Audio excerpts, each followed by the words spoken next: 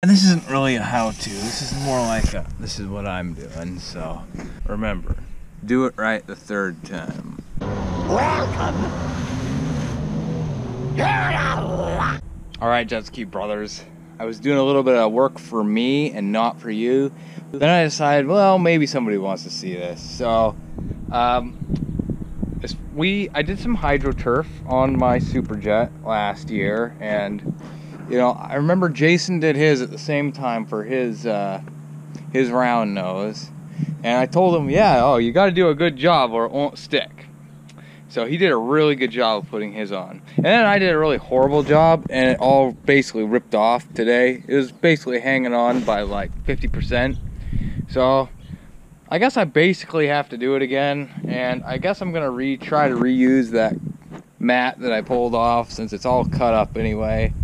It'll just be like the kind you gotta glue on there manually, but this is probably a good little trick.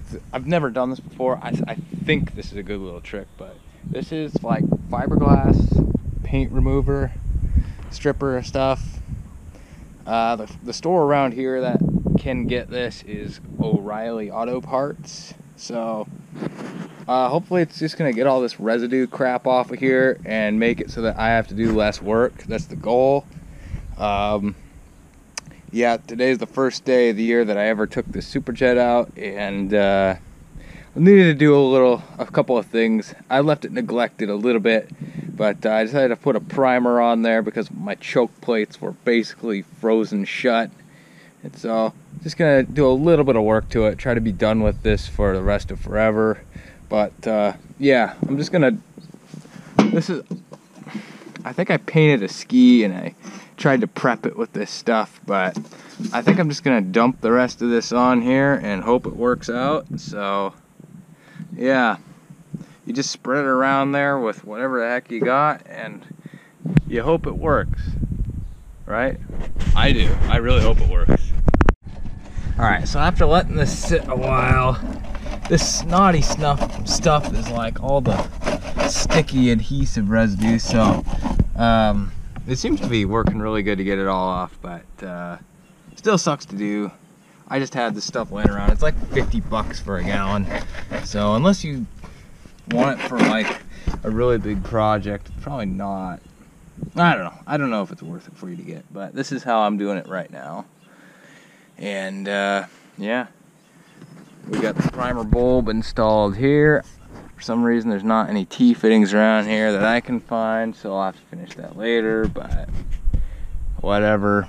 An interesting thing that I do that probably nobody else does is, so I just used a regular bolt and ground the hex down. I stuck it in a drill and then spun it against a grinding wheel, and then I just used gasket maker and shoved it in here for my plug side. And then this, I got those off of like old oil injectors. I just like drilled them out and stuck them on there, and they're the perfect size for Mikuni carburetors. So you know, when you've been doing it as long as I have, you just have stuff laying around and usually you can do it. So that's one of my little tips. It seems like the plunger primers, like this kind, we have a lot of them go bad, and really annoying.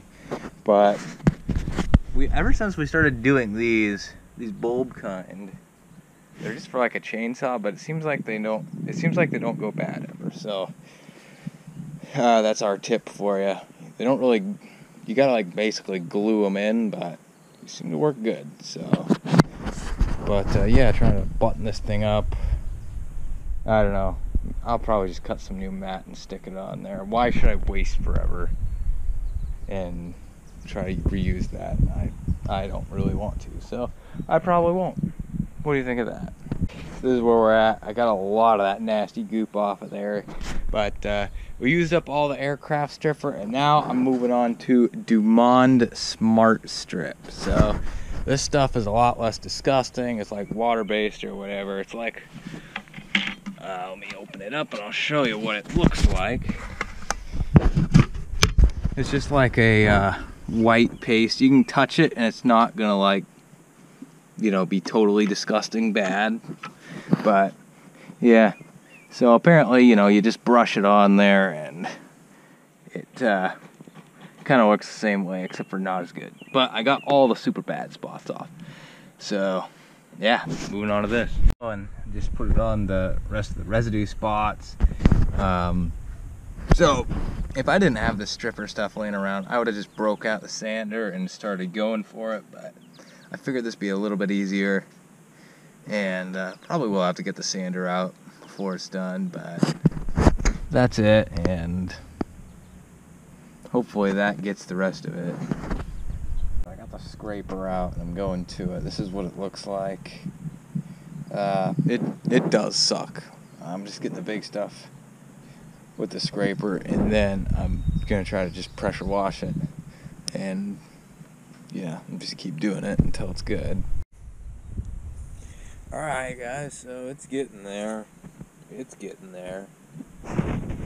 One thing I might as well say I'm doing this, but this is AstroTurf is kind of like a safety thing. I mean, if you're not wearing good shoes, if you're just doing barefoot, you can slide off the back really easily. And that is a gigantic cut on my leg that I got when I had the stock turf on this thing. I slipped off the back, wasn't wearing shoes, and it was split open like to the bone, was poking out. It totally screwed up my vacation, actually. It really sucked. So I recommend putting this stuff on and wearing shoes.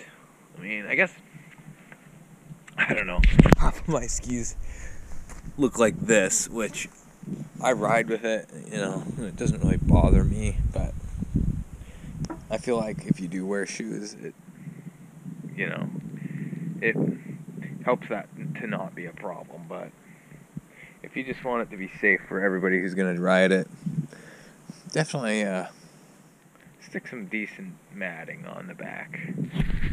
Alright, I got the back all scrubbed up and cleaned up, and used some acetone to try to get rid of all the residue that was left over at the very end, just to make it as good as I could. One tech tip is the part that matters most is all these corners. If it starts to pull up at the corners, then it might take the whole thing with it. So I didn't do it perfect, but I did a pretty good job. And it definitely sucks having to do this more than once. So, like I did. Yeah, this is the second time I'm doing this, so sucks. But I'm gonna start laying it down. One side on, you want to start with the sides first, and then the bottom will squish down. And that's the way all the smart people recommend you do this. So I cut it big because last time this section was not quite long enough. I cut it a little skinny too. So I'm leaving extra, and I'm just gonna go in with a razor blade and cut the top and then trim the back.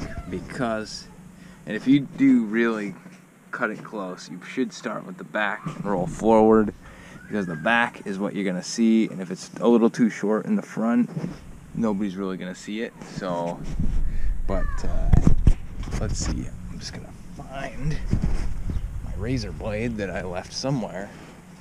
See if I can do this on camera. But maybe. I'm doing it. Yeah. So yeah, it might have taken a little too much, but I don't think anybody's really gonna see that part. But you guys get the idea. Got it trimmed up pretty well. It's not perfect, but it's a lot better than I've done in the past.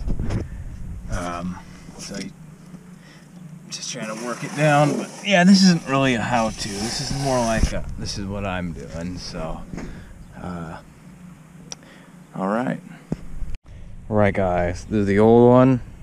This is the new one. I left these ears off of the new one, and I cut the new one way longer, so that I can have an abundantly way more than enough material to tuck down over the back, and then we're going to use this bumper and make sure that it's basically bolted down and it never comes up. And then those little triangles on the edges here, I'm just going to put those on as an afterthought, another piece, because after doing a few of these, I've noticed that you don't really notice when you do stuff like that, and it looks fine. So yeah, I guess probably normally the best way to do this is to start from the front and go back. And yeah, I guess that's what I'm gonna do. I'm sure that's what on this one, you gotta, if you have it pre-shaped to the back, you gotta start with the back and go forward, because you gotta make sure that the part that contours to a certain shape fits what it's going on. But this one I'm trying to make super easy on myself, so that's how I'm doing it. As you can see, we got the sides in, and basically when you do it this way, when you do the bottom last, it just makes it so that you're not trying to shove this edge in between something that's already tucked down there. So I don't know if I said that in a way that makes sense, but now I'm gonna slap it on. All right, boys, there it is. Remember, do it right the third time.